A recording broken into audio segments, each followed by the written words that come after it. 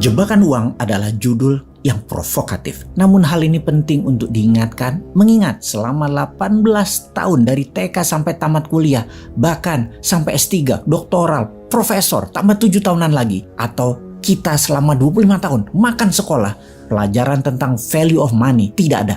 Sementara tujuan dari sekolah adalah katanya mencari uang. Ujungnya kita mencari uang dengan profesi, kita mencari uang dengan wirausaha. Namun selama masa sekolah yang panjang, tidak diajari apapun tentang mengelola uang, nilai uang, manfaat uang, resiko uang, mencari uang, mengembangbiakan uang. Semua didapat dengan terantuk-antuk, dengan berat dalam kehidupan pasca tamat sekolah. Ketika tamat sekolah, mulailah beban biaya-biaya muncul menjadi masalah. Bagaimana membayar listrik, makan, transport, komunikasi, kesehatan, travel, gaya hidup, dan banyak lagi yang harus dibayar. Bayarnya pakai apa? Pakai uang, pakai emas, pakai apapun. Tetap saja harus Anda miliki terlebih dahulu. Harus ada kita kumpulkan terlebih dahulu. Dalam statistik keuangan Indonesia, 79% populasi hidupnya dari paycheck to paycheck. Apa itu artinya? Gaji bulanan atau pendapatan bulanan hanya bisa hidup untuk sebulan. Akhir bulan habis. Harus kerja lagi untuk hidup bulan tersebut. Sisa dari 21% ini, adakah orang yang kaya yang kerja cuma sebulan tapi bisa untuk hidup setahun? Atau tidak kerja bisa hidup selamanya karena hartanya banyak? Bukan. Sisanya yang 21%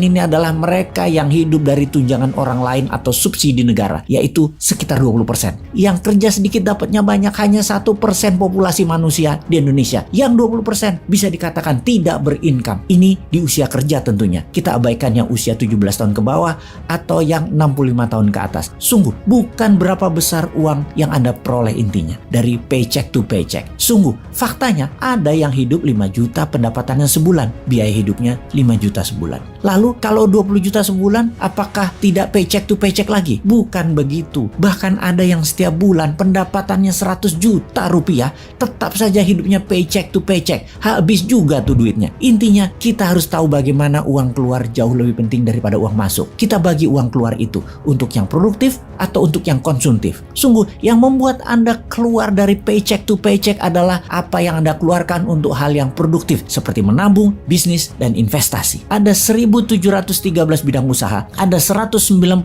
macam jenis investasi. Ini Anda harus tahu, harus paham, dan harus menguasainya. Setidaknya satu hal, yaitu khusus di bidang Anda saja. Sahabat, di masa endemi berkepanjangan yang menimbulkan masalah kesehatan, di masa perang militer di Eropa Timur berkepanjangan yang menyebabkan ekonomi dunia bermasalah, di masa cuaca tidak menentu yang berkepanjangan yang menimbulkan masalah pangan, di masa harga BBM dunia naik 50%, di masa harga pangan dan harga barang-barang naik 50% yang disebut dengan inflasi tinggi, di masa di mana mata uang dunia melemah termasuk mata uang Indonesia, yang terbaik dilakukan adalah belajar selama 3 hari berkumpul dengan 300 saudara kenalan baru yang akan membuat kita bukan saja memiliki pikiran baru, tetapi jaringan network baru. Itu salah satu solusinya. Selamat bergabung.